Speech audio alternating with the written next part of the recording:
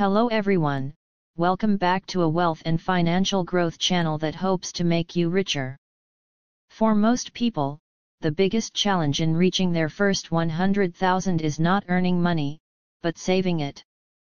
So in today's program, we are going to share with you two formulas that will help you quickly save your first 100,000 and teach you some quick money saving tips.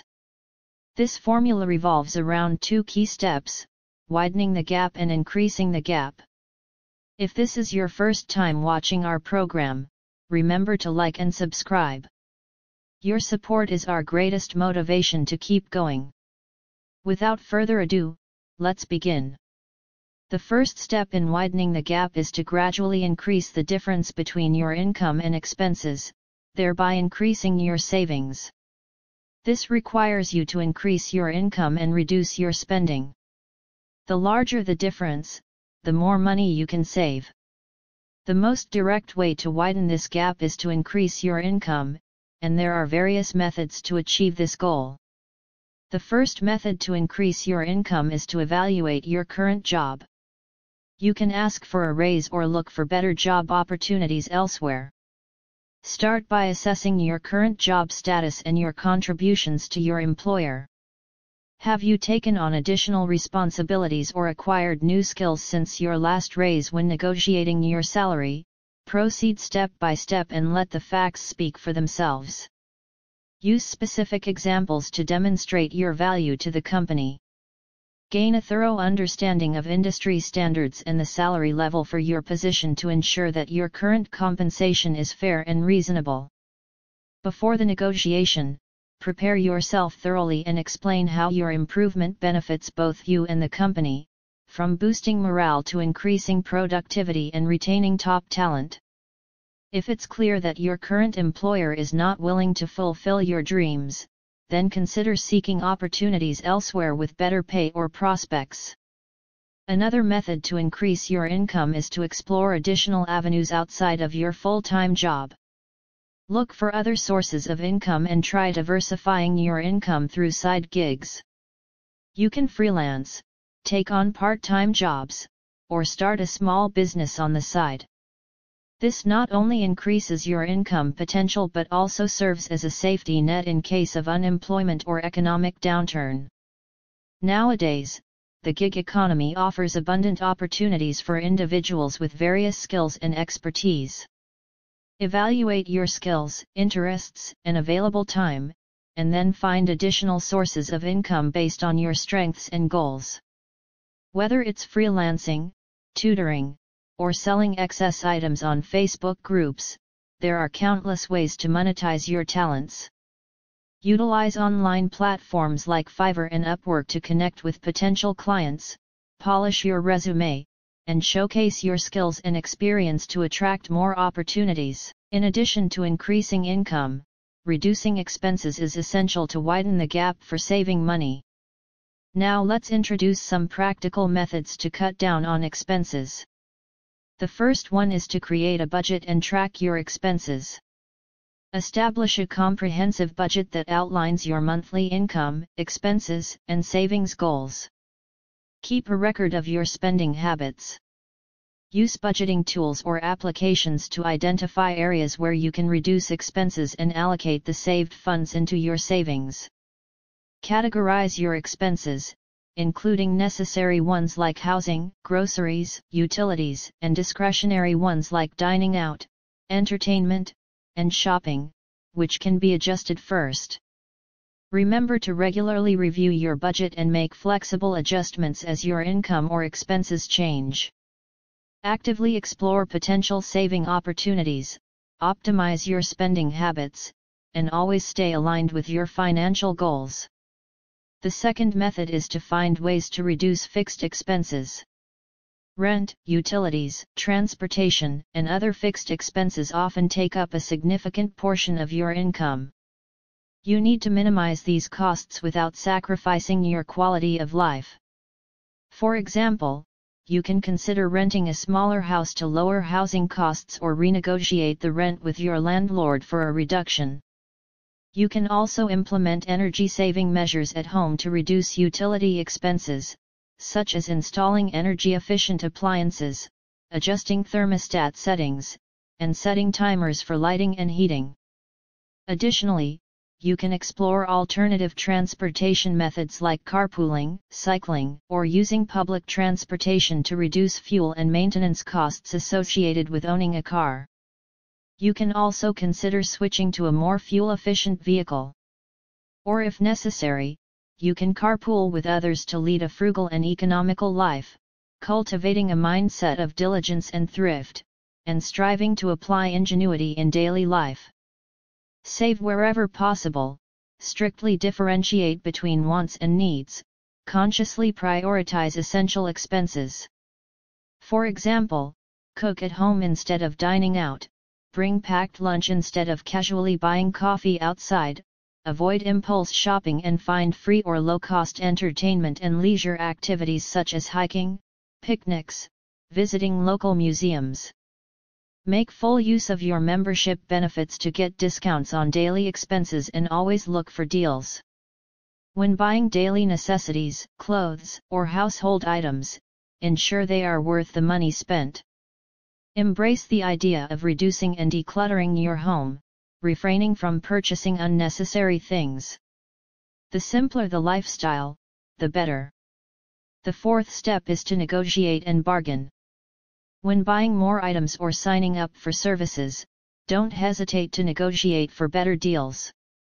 Take the time to compare prices from different sources, seize promotional offers, and actively discuss discounts.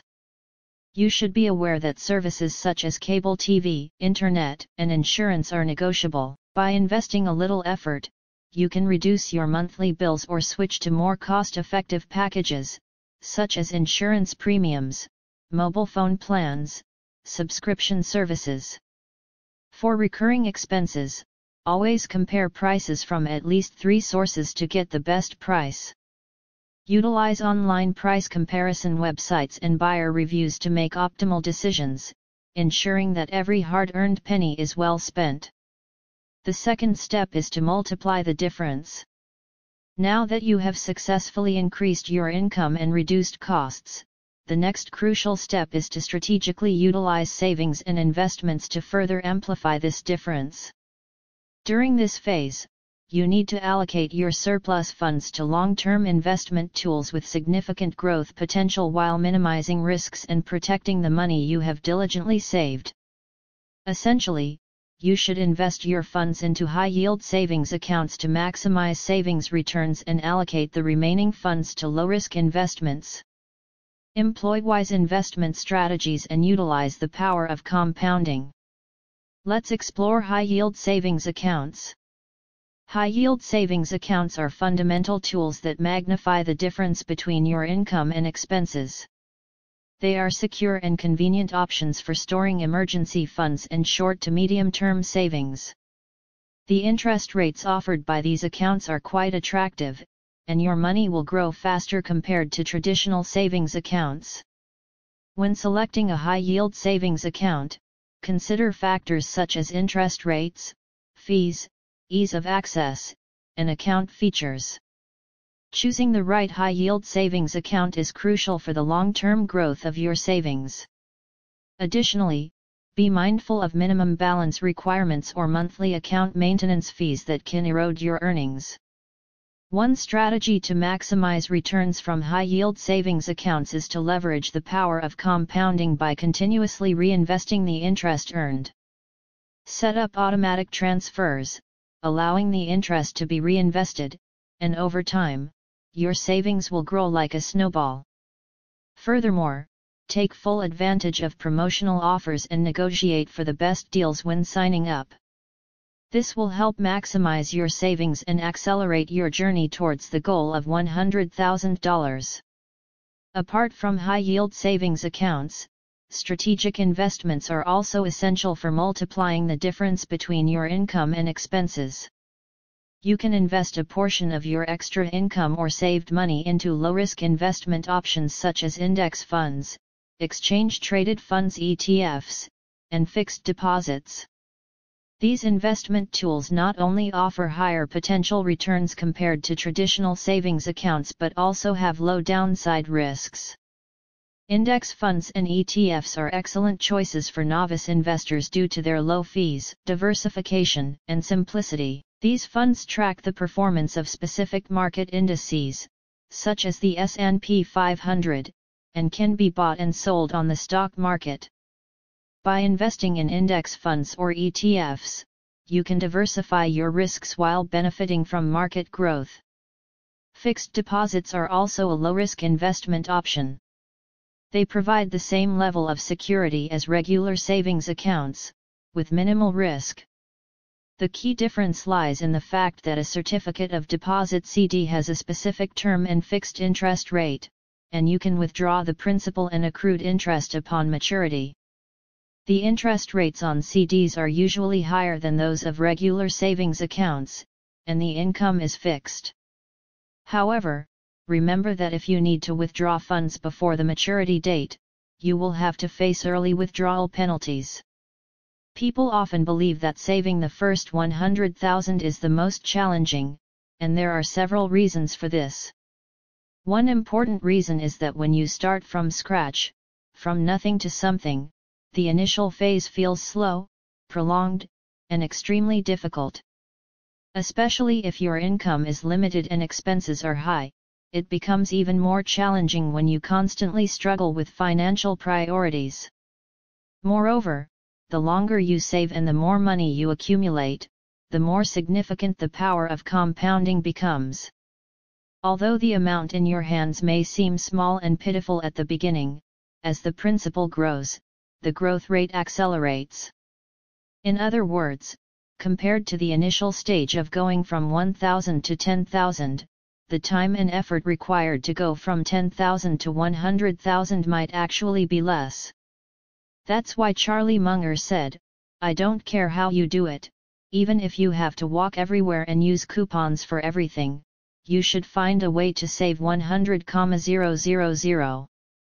With the accumulation of savings, we can gradually gain the benefits of compound interest, making our hard-earned money work harder for us and generating greater returns in the long run.